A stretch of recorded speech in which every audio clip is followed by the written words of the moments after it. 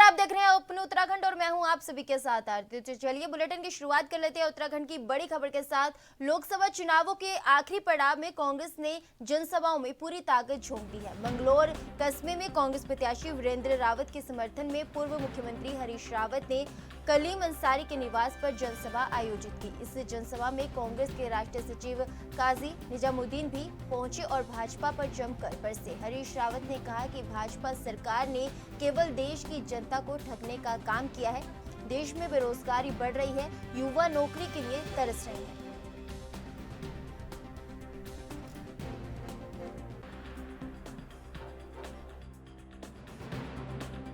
एकजुट होकर के वोट करिए, अपने लिए वोट करिए, अपने बच्चों के, अपने परिवार के भविष्य के लिए वोट करिए, अपने विकास के लिए वोट करिए, इस महंगाई के खिलाफ वोट करिए, बढ़ती बेरोजगारी के खिलाफ वोट करिए, जो बढ़ता हुआ वैमनस्य है इसके खिलाफ वोट करिए।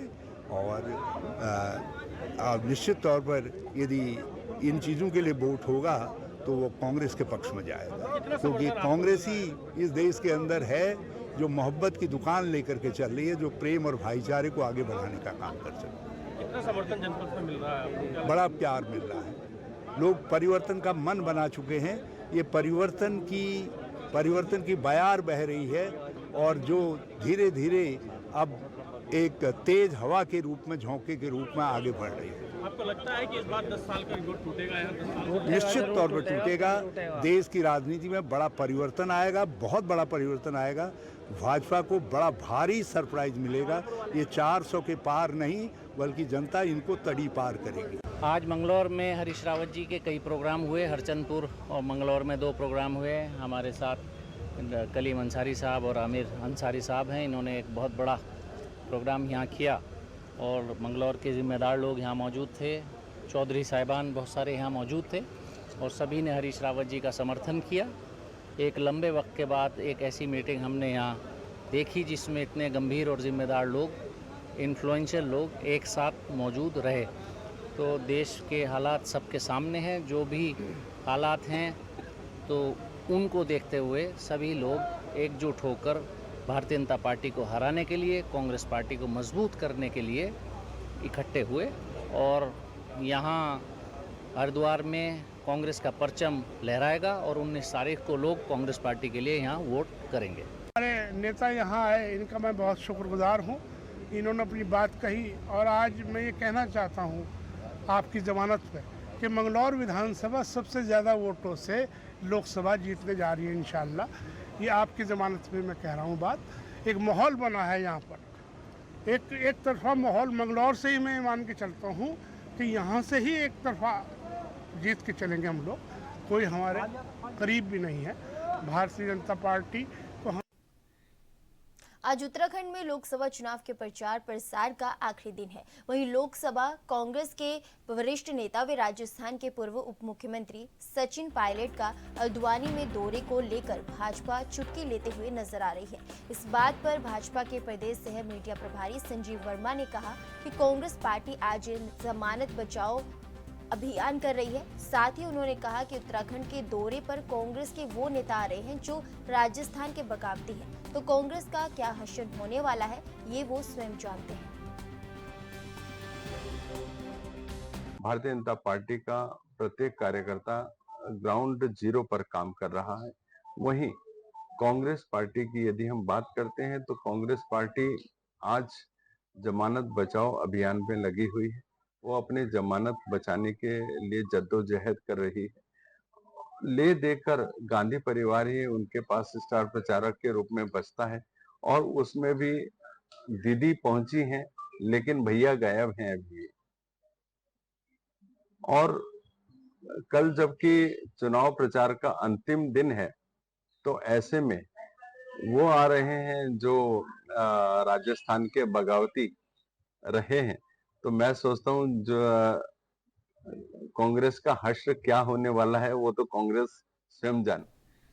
उत्तराखंड में लोकसभा चुनाव के दौरान पहली बार हरिद्वार लोकसभा क्षेत्र में 2 प्रत्याशियों के समर्थकों के बीच झड़प का मामला सामने आया है। बीजेपी प्रत्याशी त्रिवेंद्र सिंह रावत के काफिले पर निर्दलीय प्रत्याशी उमेश कुमार के समर्थकों द्वारा हमला करने की भगवानपुर थाने में तहरीर दी गई है। बताया जा रहा है कि पूर्व मुख्यमंत्री व हरिद्वार से बीजेपी प्रत्याशी त्रिवेंद्र सिंह रावत के सुरक्षाकर्मी और ड्राइवर पर हमला कर विरोधियों ने उनसे मारपीट की। आपको बता दें कि मंगलवार को हरिद्वार लोकसभा क्षेत्र के भगवानपुर में हरिद्वार लोकसभा से निर्दलीय प्रत्याशी उमेश कुमार के द्वारा रोड शो निकाला जा रहा था।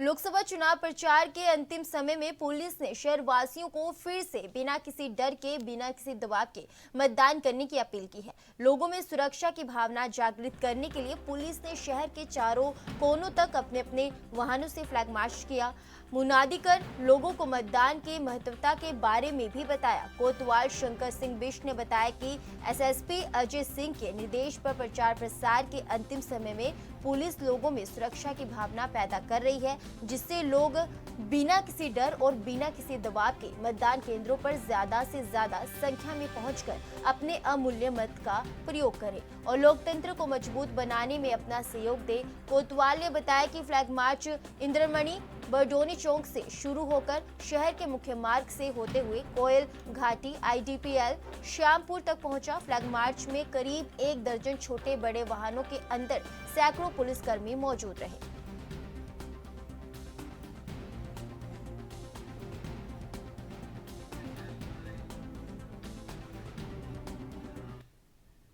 इंडिया गठबंधन के घटक दल अल्मोड़ा लोकसभा में कांग्रेस को कमजोर बता रहे हैं। कांग्रेस कार्यालय में कांग्रेस पदाधिकारियों के साथ संयुक्त पत्रकार वार्ता में भारत की कम्युनिस्ट पार्टी के प्रदेश सचिव राजेंद्र सिंह नेगी ने कांग्रेस प्रत्याशी प्रदीप टम्टा को बीजेपी प्रत्याशी के मुकाबले 19 बताया है। पत्रकार वार्ता में कम्युनिस्ट पार्टी के प्रदेश सचिव ने कहा कि प्रदेश की 5 सीटों में कांग्रेस 3 सीटें जीत रही है, जबकि 2 में फिलहाल कांग्रेस कमजोर है। उन्होंने कहा कि गढ़वाल, नैनीताल और हरिद्वार में कांग्रेस की जीत रही है, जबकि अल्मोड़ा और टिहरी सीट पर कांग्रेस कमजोर है। देखो, 5 सीट को जो अभी तक जो सवाल है, 3 सीट पे क्लियर सीट कांग्रेस कर रही है। एक तो आपका हरिद्वार वाली सीट, एक आपका गढ़वाल वाली सीट और एक आपका जो नैनीताल वाली सीट है जिसमें कांग्रेस सीट कर रही है। अब रहा 2 अल्मोड़ा और आपका टिहरी की सीट। इस सीट पर जो है 19-20 का अंतर है। अभी कल का, आज का दिन बचा हुआ है और इस हमको आशा है कि इन दोनों सीटों पर भी कांग्रेस जीत करेगी। 5 सीटों को उत्तराखंड में कांग्रेस ले जाएगी।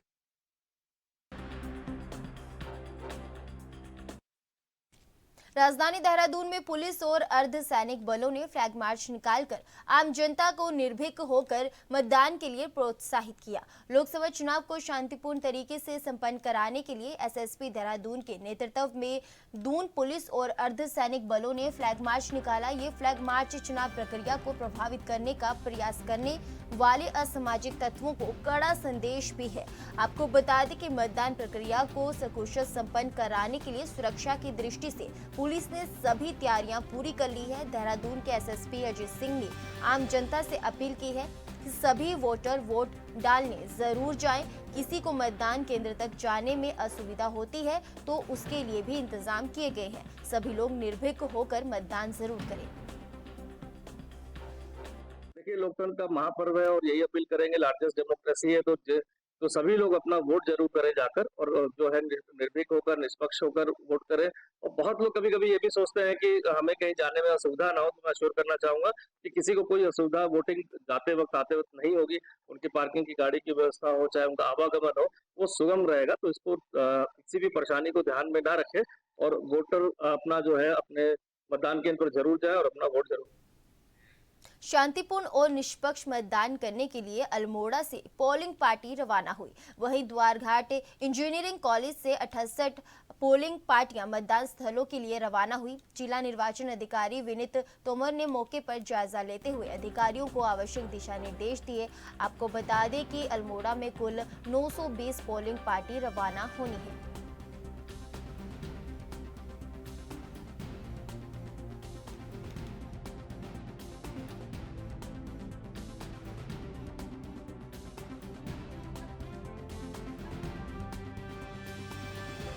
देखिए टोटल हमारी 920 पोलिंग पार्टी है पूरे जनपद की, उसमें लगभग 130 के आसपास पोलिंग पार्टी आज रवाना हो रही है, जो दूरस्थ क्षेत्रों में है जिनको पैदल ज़्यादा चलना है। और यहाँ पे 2 जगह से मूवमेंट हो रहा है हमारे जनपद में, एक अल्मोड़ा से है, एक द्वाराहाट से।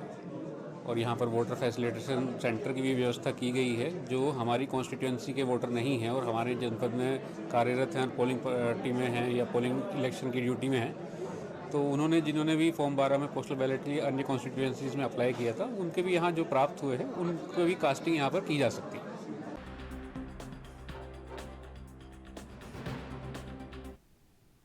लोकसभा सामान्य निर्वाचन 2024 के अंतर्गत 19 अप्रैल को होने वाले प्रथम चरण के मतदान तक उत्तराखंड के सीमांत जनपदों से लगी भारत नेपाल अंतर्राष्ट्रीय सीमा पर आवागमन बंद कर दिया गया है। सीमांत चंपावत जनपद के पुलिस अधीक्षक अजय गणपति ने जानकारी देते हुए बताया कि निर्वाचन आयोग द्वारा जारी की गई एसओपी के अनुसार मतदान से 72 घंटे पहले मतदान नेपाल को जोड़ने वाले आवागमन के रास्तों को सील कर दिया जाएगा।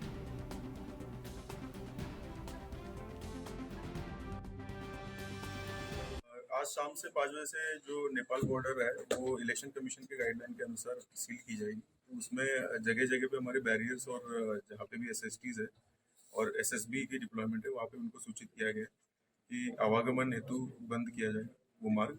और जहाँ पे इमरजेंसीज रहेगी, जैसे हेल्थ इमरजेंसी है या कोई भी शादी या किसी तरीके का समारोह है, उसके इमरजेंसीज में आफ्टर ड्यू परमिशन और ड्यू प्रोसेस के बाद उनको अलाउ किया जाएगा। हमने लगभग 4 जगह पे हम लोग ड्रोन्स भी अप्लाई करेंगे। इसके अलावा सभी जो एसएसटीज हैं उनकी स्ट्रेंथ बढ़ाई गई है और रिस्पेक्टिव जो थाना है वहाँ की थानाध्यक्ष की जो मोबाइल है वो भी वहाँ पे उस एरिया में पेट्रोल करेंगे। इसके बारे में पहले हमारी 2 मीटिंग्स ऑलरेडी नेपाल के लोकल ऑफिसर्स के साथ में हुई है, जो हमारे नेबरिंग डिस्ट्रिक्ट्स के ऑफिसर्स है, और उसके 72 आवर्स के एसओपी के बारे में उनको अवगत कराया गया था और हमारे द्वारा भी अनाउंसमेंट किया गया है और नेबरिंग डिस्ट्रिक्ट्स जो नेपाल के हैं उनके द्वारा भी। फिलहाल रुकेंगे छोटे से ब्रेक के लिए, आप देखते रहे अपन उत्तराखंड।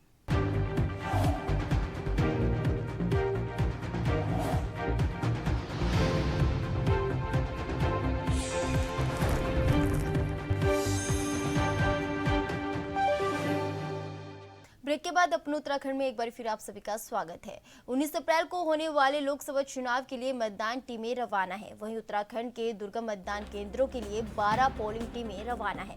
पिथौरागढ़ के एक और उत्तरकाशी जिले के 11 सबसे दूरस्थ बूथों के लिए टीमें रवाना है।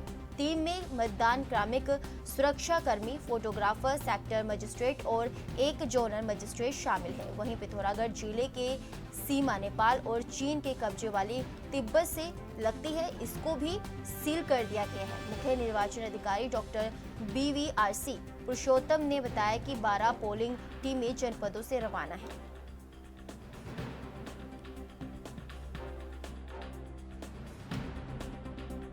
सर 19 तारीख को चुनाव में सर 2-3 बचे पोलिंग पार्टियां सर कब रवाना हो रही है और दूसरे भी रवाना हो रही है, सुरक्षित मतदान को लेकर क्या कुछ आपका जैसा आप विदित है उत्तराखंड फर्स्ट फेज में है।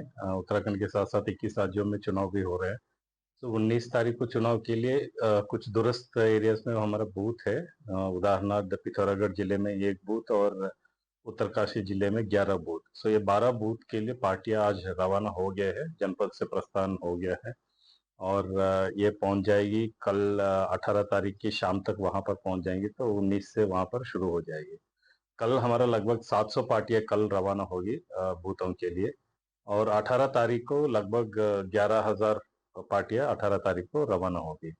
सो 19 तारीख से हमारा चुनाव के लिए हमने लगभग 65 कंपनी पैरामिलिट्री फोर्स का तैनाती किया है और उम्मीद है कि चुनाव बहुत ही शांतिपूर्वक प्रदेश कांग्रेस वार रूम के अध्यक्ष नवीन जोशी ने कहा कि लोकसभा चुनाव का प्रचार अंतिम दौर पर है। सभी जिला अध्यक्ष, विधानसभा प्रभारियों और 5 लोकसभा सीटों के समन्वयक अपने अपने क्षेत्रों में विपक्षी दलों से आचार संहिता उल्लंघन करने की तत्काल सूचना वार रूम को दे। नवीन जोशी ने कहा कि चुनाव को प्रभावित करने की नीयत से विपक्षी दलों की ओर से आचार संहिता का उल्लंघन करने पर पार्टी कार्यकर्ताओं को नजर रखनी होगी, जिससे कांग्रेस पार्टी ऐसी शिकायतों के बारे में समय रहते निर्वाचन आयोग को अवगत करा सके।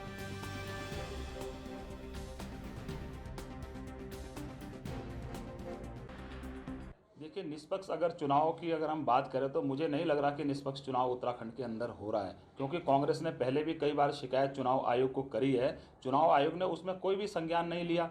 लेकिन हम फिर भी जो आचार संहिता का उल्लंघन हो रहा है, हमारी वॉर रूम की टीम 24 घंटा उस पर नज़र बनाए रखी हुई है। और अभी चुनाव वाले दिन और चुनाव से जो 2 दिन अभी बीच में रहे हैं, तो हमने सारे जिलाध्यक्षों से बात करी है और उससे संपर्क साधा है। अगर कोई चुनाव आचार संहिता उल्लंघन का मामला आपके संज्ञान में आता है, उसकी शिकायत तुरंत चुनाव आयोग को करें और उसकी प्रतिलिपि हमारे वॉर रूम को दे। वॉर रूम भी उसको मॉनिटर करेगा, उसका संज्ञान लेगा और जो चुनाव आयोग के अधिकारी हैं निष्पक्ष अगर ये जांच करते तो हम उसमें बात भी करेंगे। लेकिन निष्पक्ष जो आचार संहिता वो देखने को नहीं मिल रहा है। जो सत्ताधारी पार्टी है उसके दबाव में मुझे लग रहा है कुछ ऐसे काम हो रहे हैं जो कांग्रेस ने शिकायत करी, उसका संज्ञान नहीं लिया जा रहा है। तो हम इस पर भी पैनी नज़र लगा के रखें, चुनाव के बाद इसको भी। चैत्र नवरात्र पर मां दुर्गा मंदिर में चल रही बसंती पूजा के चौथे को महानवमी पूजा के महामाई के नवमे स्वरूप की पूजा अर्चना की गई। सुबह पुरोहित मनमली चक्रवर्ती ने महानवमी की पूजा कराई। इस दौरान महामाई के समक्ष हवन यज्ञ में पूर्णाहुति देकर पूजा अर्चना की गई। पारंपरिक वाद्य यंत्र और मंगल ध्वनि के बीच श्रद्धालुओं ने देवी प्रतिमाओं के चरणों में पुष्पांजलि अर्पित की। शाम को संध्या आरती में महिलाओं ने मंदिर के सामने धुनोची नृत्य किया। इस दौरान महिलाओं ने सभी देवी प्रतिमाओं को फूल माला पहनाई। आज रामनवमी है और मैं आपके माध्यम से समस्त क्षेत्रवासियों को रामनवमी की बहुत बहुत शुभकामना देता हूँ, बधाई देता हूँ। और यह त्यौहार हम लोगों को कहीं ना कहीं मातृशक्ति को सम्मान देने के निमित्त मनाया जाता है। आज यहाँ देखना है दिनेशपुर में रामनवमी के इस आयोजन पे पूजा पे भव्य आयोजन हुआ है और ये माताएं बहनें पूजा कर रही हैं। कमेटी ने मुझको भी यहाँ बुलाया, इज्जत मान सम्मान दिया। मैं दुर्गा पूजा कमेटी को मैं बहुत बहुत धन्यवाद देता हूँ। नवरात्रि में दिनेशपुर में बसंती पूजा का आयोजन किया जाता है और इसमें आज नवमी पूजन है। और सबसे बढ़कर के नवमी पूजन आज प्रभु श्री राम का जन्मदिन में भी है, इसलिए रामनवमी के रूप में भी हम इसे। पुलिस ने 6 चोरी की बाइकों के साथ 2 शातिर चोरों को गिरफ्तार किया है। आरोपी पूर्व में भी विभिन्न मामलों में जेल जा चुके हैं। पुलिस ने दोनों आरोपियों का धाराओं में चालान कर न्यायालय में पेश किया है। कोतवाली कार्यालय में सीओ अनुष्का बडोल ने मामले का खुलासा करते हुए बताया कि अन्नपूर्णा स्टेट हाउस कोतराल से दिव्यांश सिंधवानी की टेंट हाउस के बाहर खड़ी बाइक चोरी के मामले में पुलिस ने मुकदमा दर्ज कर एसआई विपुल जोशी के नेतृत्व में पुलिस टीम का गठन किया गया।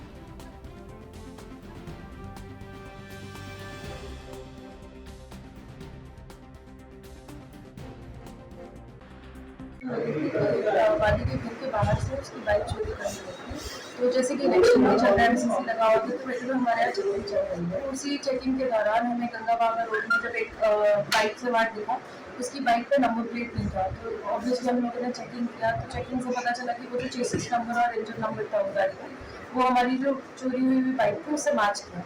तब उससे फिर और गहरी पूछताछ की तो 2 लोगों को 2 अभियुक्तों में नजर आया। तो उसमें ये भी पता चला कि उन्होंने और बाइक्स भी चोरी की। तो टोटल हमारी 6 बाइक्स की रिकवरी हुई है उन्हीं लड़कों से, और दोनों को हमने अरेस्ट कर दिया। दोनों, एक ITI का है, एक काशीपुर का है। मैम बात करें तो पुराना क्या इनका कोई क्रिमिनल रिकॉर्ड? हाँ, इन लोगों को क्रिमिनल रिकॉर्ड भी है, चारों का एक के ऊपर 4 मुकदमे दर्ज हैं।